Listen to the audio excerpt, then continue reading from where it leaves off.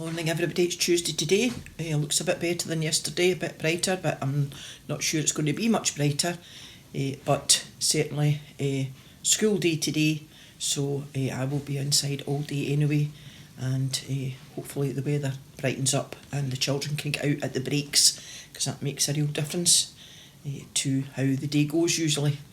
Yesterday went well. Everybody who has been asking, it was a lovely service, and it was really nice to meet up with people anyway, but the circumstances weren't probably the right kind, but it was nice to meet up with people, and we were able to go to the Torrance Hotel, some of us afterwards, and spend a wee bit of time together with people we haven't seen for a long time. So thanks again everybody for all your support and all your thoughts and all your prayers, cards, flowers, everything.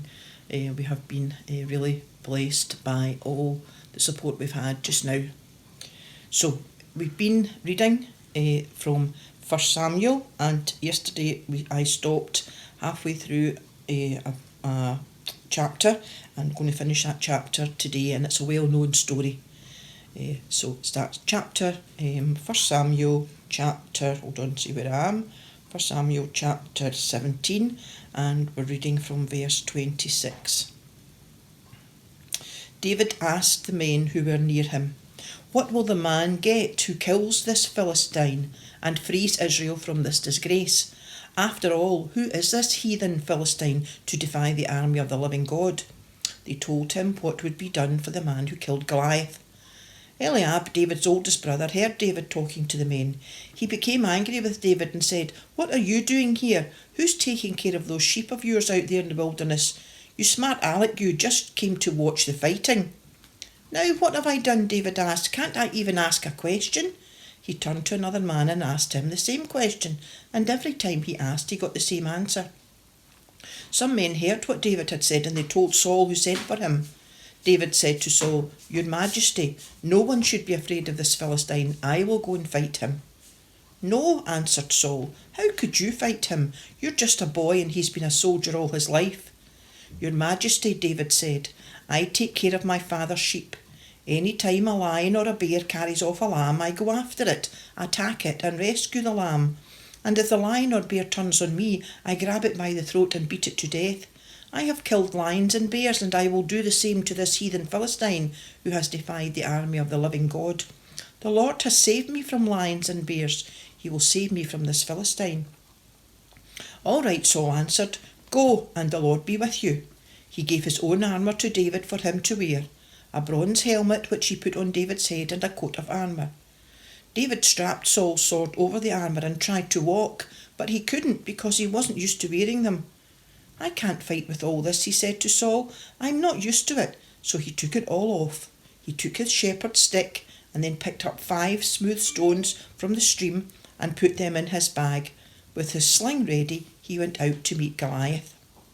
The Philistine started walking towards David, and his shield-bearer walking in front of him. He kept coming closer, and when he got a good look at David, he was filled with scorn for him, because he was just a nice, good-looking boy. He said to David, "What's that stick for? Do you think I'm a dog?" And he called down curses from his God on David. "Come on," he challenged David, "and I will give your body to the birds and animals to eat." David answered, "You are coming against me with sword, spear and javelin, but I come against you in the name of the Lord Almighty, the God of the Israelite armies, which you have defied. This very day the Lord will put you in my power. I will defeat you and cut off your head, and I will give the bodies of the Philistine soldiers to the birds and animals to eat. Then the whole world will know that Israel has a God, and everyone here will see that the Lord does not need swords or spears to save his people. He is victorious in battle, and he will put all of you in our power." Goliath started walking towards David, and David ran quickly towards the Philistine battle line to fight him. He reached into his bag and took out a stone, which he slung at Goliath. It hit him on the forehead and broke his skull, and Goliath fell face downwards on the ground. And so, without a sword, David defeated and killed Goliath, and with a sling and a stone. He ran to him, stood over him, took Goliath's sword out of its sheath and cut off his head and killed him. When the Philistines saw that their hero was dead, they ran away. The men of Israel and Judah shouted and ran after them, pursuing them all the way to Gath. The Philistines fell wounded all along the road that leads to Sharim as far as Gath and Ekron. When the Israelites came out from pursuing the Philistines, they looted their camp. David got Goliath's head and took it to Jerusalem, but he kept Goliath's weapons in his own tent. When Saul saw David going out to fight Goliath, he asked Abner, the commander of this army, "Abner, whose son is he?" "I have no idea, your majesty," Abner answered. "Then go and find out," Saul ordered. So when David returned to camp after killing Goliath, Abner took him to Saul. David was still carrying Goliath's head. Saul asked him, "Young man, whose son are you?" "I am the son of your servant Jesse from Bethlehem," David answered. Amen, and God bless this reading from 1 Samuel chapter 17, and we will continue with the story of David and Saul as the week goes on, the rest of the week. I had no idea yesterday what day it was. Struggle a wee bit today, I think, also, but I have to remember it's Tuesday, it's a school day. So for the rest of the week, Wednesday, Thursday, Friday, we will continue with that. So good news, people, about the kilt walk. I don't know if you managed to see yesterday, but Billy put on pictures from Moira and Helen of their kilt walk at the weekend when they managed to walk the distance that they had said they would for Christian Aid. I don't know if you saw any other people out over the weekend doing the kilt walk. We saw quite a few families and couples and other people on their own walking for the kilt walk, so lots of activity over the weekend. But Moira and Helen managed to get their kilt walk done, walk the distance that they said they would, and at last, working out of the money, they had raised over £800 for Christian Aid through the kilt walk. So remember, we said that the Hunter Foundation were going to be supplementing everybody's amount by the extra 50%.